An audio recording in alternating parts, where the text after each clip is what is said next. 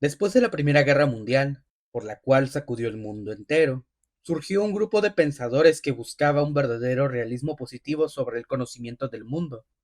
Sin embargo, bajo esta premisa, existía un fuerte ataque directo a esta rama de la filosofía que conocemos como metafísica.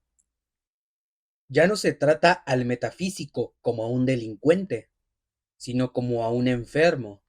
Probablemente existe una buena razón para que diga esas extrañas cosas que dice. Esta es una cita de uno de los miembros de este grupo de positivistas, que querían alcanzar la verdad comprobable de la realidad empíricamente. Mucha de su filosofía se encuentra con base en el pensamiento del ilustrado del siglo XVIII, David Hume. Tomemos en nuestra mano un volumen cualquiera de la teología o de la metafísica escolástica y preguntémonos, ¿contiene algún razonamiento abstracto acerca de la cantidad y el número? ¿No? ¿Contiene algún razonamiento experimental acerca de los hechos y las cosas existentes? Tampoco. Pues entonces arrojémoslo a la hoguera, porque no puede contener otra cosa que sofismas y engaños. Los positivistas vieneses aceptaban, con cierto desinterés, que esas obras podían tener un mérito poético e incluso que podrían expresar una actitud interesante y estimulante para la vida. Por medio de David Hume, encontraban una postura positivista y descubrimientos lógicos por medio de sus dos clases, las proposiciones formales, que son las tautológicas, las proposiciones fácticas, que son las que requiere una verificación empírica. Todo esto para llegar a reconocer lo verdadero y lo falso. Se hacían llamar el Círculo de Viena para la concepción científica del mundo, y su campo de estudio se puede llamar de tres formas: empirismo lógico, positivismo lógico o neopositivismo. El Círculo de Viena comenzó con Maurice Schlick, junto con varios profesores y estudiantes en el Instituto de Matemáticas en Viena, donde filósofos, matemáticos y físicos tenían reuniones semanales para dialogar, compartir diferentes ideas y realizar una investigación en conjunto. Una búsqueda por caracterizar el conocimiento con referencias teóricas, bibliográficas, institucionales y sociopolíticas, además de situar al empirismo lógico más que una crítica de la metafísica. Aunque sus primeras reuniones se sitúan en 1924, su fase pública comenzó con publicaciones en una revista en 1930. Este movimiento positivista lógico gozó de relevancia hasta los años 40, a pesar que ya para la década de 1930, muchos de los miembros del Círculo de Viena se dispersaron a otras partes del mundo divulgando esta filosofía científica. La disolución del grupo comenzó con el asesinato de Schlick.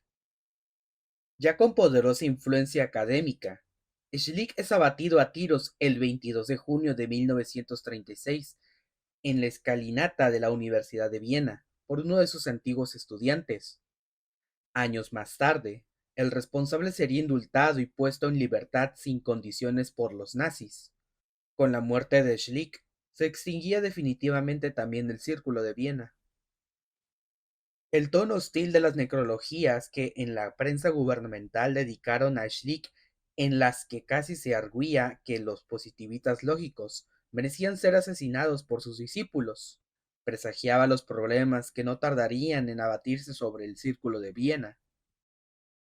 Pasemos a ver el punto de vista hacia la metafísica de uno de los integrantes del círculo, Rudolf Carnap. Estudió filosofía, matemáticas y física. En 1925 es invitado al círculo para dar sus primeras conferencias. Ya en 1936 emigra a Estados Unidos por razones científicas y políticas, mismo año del asesinato de Schlick. Pasemos a explicar parte de su filosofía.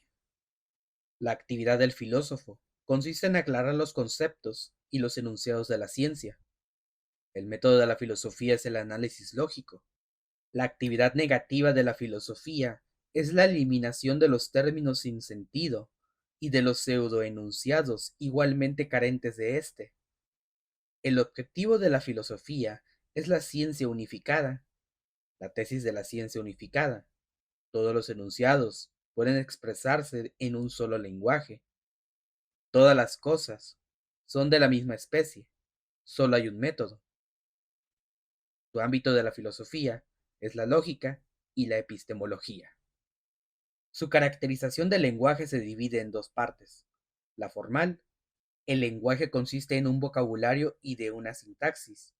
El vocabulario es una reserva de términos que tienen un significado. La sintaxis consiste en las reglas de formación de los enunciados. Y la concreta, los enunciados del lenguaje que describen. El sentido y el contenido de un enunciado es cuando sus términos poseen un significado y sea compuesto a partir de estos términos en consonancia con la sintaxis. El contenido de un enunciado está determinado por la relación de derivación de ese enunciado a partir de los enunciados protocolares. Las dos clases de enunciados con sentido son, en primeras, el enunciado lógico y matemático. En segunda, el enunciado empírico. Bien, continuando con esta exposición como tal, después de haber escuchado a nuestro compañero Diego, ha llegado el momento de hablar sobre el siguiente texto que está titulado, mejor dicho, por la superación de la metafísica mediante el análisis lógico del lenguaje, escrito por Rudolf Carnap. Para empezar, este texto está dividido en 7 partes como tal, 7 apartados, y yo les voy a hablar de los primeros 3 apartados, ¿no? El primer apartado es, digamos que una pequeña introducción de lo que va a venir a continuación de este texto, ¿no? Y nos comienza diciendo Rudolf Carnap, este, explica que durante mucho tiempo muchos filósofos criticaban la metafísica, pero gracias a la lógica moderna se logró demostrar que con una mayor precisión muchas de esas proposiciones van a carecer de sentido. Según Carnap, en esta pequeña parte de esta introducción de la primera parte, nos dice que el análisis lógico del lenguaje va a permitir distinguir cuáles proposiciones realmente tienen ese significado como tal y cuáles no, cuáles solo van a aparentar lograr tenerlo, ¿no? Para él, una proposición como tal tiene sentido cuando se tiene que verificar lógicamente o buscar relacionarse con una experiencia. En cambio, algunas afirmaciones que sean de metafísicas son pseudoproposiciones porque van a usar palabras sin ningún tipo de significado. Claro, van a estar construidas de una manera incorrecta desde el distinto punto de vista lógico que va a tener. Eh, ya en la recta final de esta primera parte como tal, nos dice que va a buscar aclarar que una proposición falsa no va a ser lo mismo que una proposición sin sentido. Una frase falsa puede comprobarse, mientras que la pseudoproposición ni siquiera se va a poder analizar como tal, pero va a concluir que la gran parte de la metafísica no va a producir el conocimiento real, sino se van a lograr hacer confusiones de sangre como tal. Esta es digamos que la primera parte de las 3 que les voy a hablar. Ya pasándonos al segundo punto como tal, la segunda parte, tiene por el nombre el significado de una palabra. Y digamos que en esta segunda parte, Rudolf Carnap nos va a explicar que va a ser que una palabra tenga significado según una palabra solo va a tener una manera clara de poderse verificar a través de la realidad. Cuando no se va a llegar a suceder como tal, la palabra no va a aparentar tener el significado cuando en realidad no lo va a tener. En pocas palabras van a perder el significado y con el tiempo se va a usar el criterio, perdón, claro, para que cada palabra pueda tener un verdadero significado. Y se debe de poder responder cuando una proposición es verdadera o falsa, cómo puede verificarse y de qué otras proposiciones se va a poder derivar. Por eso en esta parte del texto pone ejemplos inventados, ¿no? Tal es el caso de tago y tego. Tago no va a tener significado porque no va a existir ninguna, no va a haber la forma de comprobar qué es el tago. En cambio, el tego sí va a tener significado porque se va a definir claramente como un sinónimo. Y el significado de estas palabras va a depender del método que se va a utilizar. Y si una palabra no se va a poder relacionarse con la experiencia o cualquier tipo de proposición que se puede verificar, entonces cualquier tipo de oración donde aparece es pseudoproposición y no se va a expresar con un conocimiento real. Y en esta parte nos viene concluyendo que una palabra solo va a tener un solo significado cuando va a tener características empíricas que sean identificables como tal. Se van a poder relacionar con proposiciones observables, va a tener condiciones claras de la verdad, pero a la vez va a tener un método para que se pueda verificar y poder llegar a ello. Y en la tercera parte, digamos, tiene por nombre palabras metafísicas carentes del significado. Y en esta, digamos, parte, en esta última parte bueno, en este tercer, digamos, parte de este texto, va a decir que muchas palabras usadas a través de la metafísica no van a tener un significado real porque no se van a poder verificar, no se van a comprobar empíricamente. Pero en los términos como el principio, el absoluto, el ser, la esencia o el Dios, el sentido metafísico estas palabras se van a hacer palabras vacías o a la vez pseudoconceptos. Se va a analizar primero la palabra principio, donde en este nos va a decir que los metafísicos la usan para hablar del origen y, y a la vez de las cosas, pero cuando se les va a intentar preguntar qué significa exactamente o cómo se van a poder comprobar, se van a intentar responder con expresiones ambiguas, como de ahí surge todo eso, o cómo va a poder existir en virtud de eso. El problema es que las explicaciones no pueden verificarse en la experiencia y por lo tanto no tienen un significado claro. Después va a analizar la palabra Dios.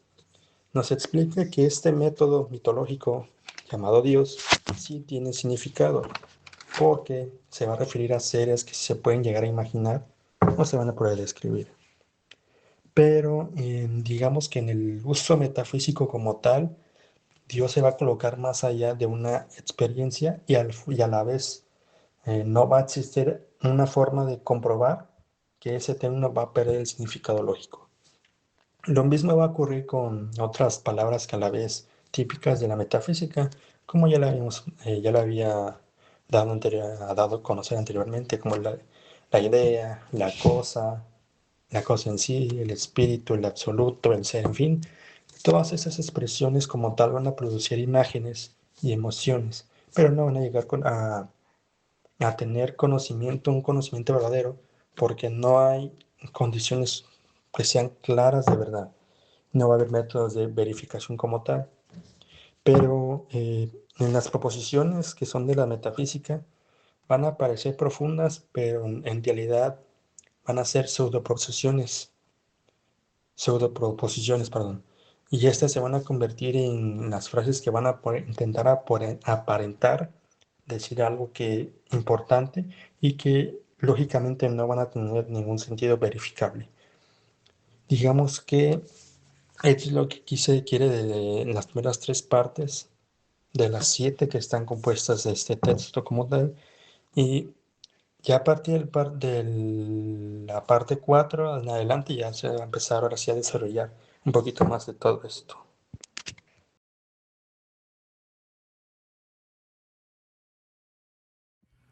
En el inciso 4 del texto, el sentido de una proposición, aquí Rudolf Kamm explica que gran parte de las conclusiones metafísicas son sin sentidos.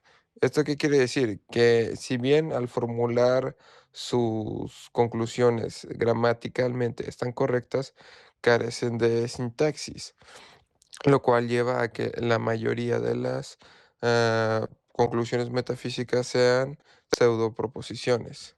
Ejemplo de esto que se nos da en el texto es el de el César es un número primo. O sea, gramaticalmente está correcto, pero carece de sentido porque César es un nombre y pues no es un... y tampoco tiene relación alguna con la matemática. En cambio, la otra frase, César es un general, ahí tiene una proposición lógica, por obvias razones. Aquí hay una correlación. César podemos referirnos al emperador romano, que fue un general. Entonces tiene todo el sentido del mundo que se haga dicha proposición.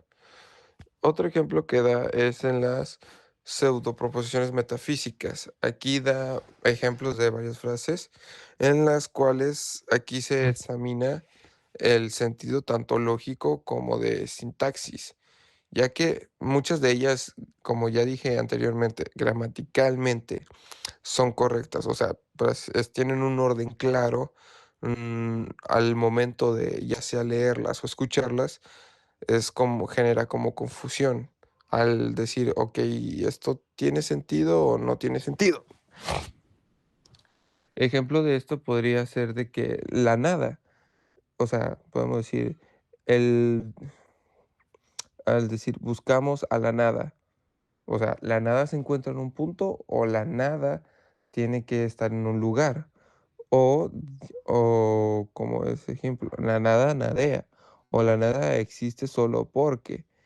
O sea, aquí hay que averiguar qué es la nada o qué definemos o qué se define la metafísica en la nada, lo cual ya de por sí es extraño y confuso porque la nada en sí para nosotros en definición clara.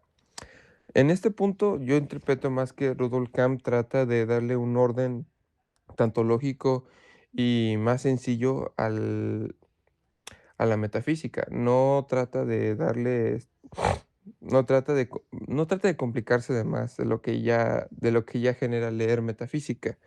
Lo único que hace es, ok, pero ¿qué quiere decir con todo esto? O demás. Además de que en cierto punto Rudolf Camp trata un punto bastante interesante que es algo que me llamó la atención y es el hecho de que mm, la mala sintaxis de la metafísica se ha ido heredando a lo largo de las generaciones. Ejemplo de esto podría ser Aristóteles y Platón. Más Aristóteles más que nada en el ámbito de la metafísica, pero que en sí ellos al no sintetizar bien o al no, al no tener una buena, al seguirse por el mundo de las ideas, ellos no pudieron plasmarlo de manera más, por así decirlo, más terrenal, lo cual lleva a que los siguientes que hayan estudiado tanto Aristóteles como al resto, llevaron a seguir generando los mismos errores gramaticalmente correctos, carentes de sentido al momento de llevarlos a la realidad. Esto también. Aquí le da una cierta pullita también a la metafísica, ya que le dice de que, ok, la metafísica trata de buscar al primer ente, al primer motor, aquel que dio origen a todo. Pero eso no es comprobable para nosotros, como seres finitos, como dice Carnap, lo cual lleva a que sea imposible para nosotros saber si estas afirmaciones o, o métodos para saber si somos más allá de un cuerpo, entonces no es comprobable para nosotros. Y lo único que nos queda es entonces llevar un orden lógico. Ya para el antepenúltimo, el carencia en el Ya en el penúltimo punto, carencia de sentido de toda la metafísica, desde mi punto de vista, Carnap expresa que esta mala tradición de la metafísica, al simplemente generar pseudoproposiciones, ha llevado consigo errores garrafales que llevan a simplemente no tener sentido o que al momento de leerse o de expresarse es muy difícil de comprender o entender, ya que la metafísica, al buscar siempre primera sustancia, primer motor o el ente de donde todo se origina, lleva a que al no ser comprobables empíricamente, lo cual no hay una forma de decir que estas afirmaciones o estas teorías sean verdaderas o falsas. Y también en cierto punto, Carnap también habla de Heidegger y cómo al tomar bastante de Hegel, comete también sus mismos errores. Nuevamente, muchos de los textos de Heidegger están llenos de pseudo proposiciones según Carnap, lo cual lleva a que Heidegger, si bien es un gran pensador, no lleva a que tenga errores también de sintaxis. Para finalizar, citaré unas palabras de Karma sobre el apartado 7 del texto.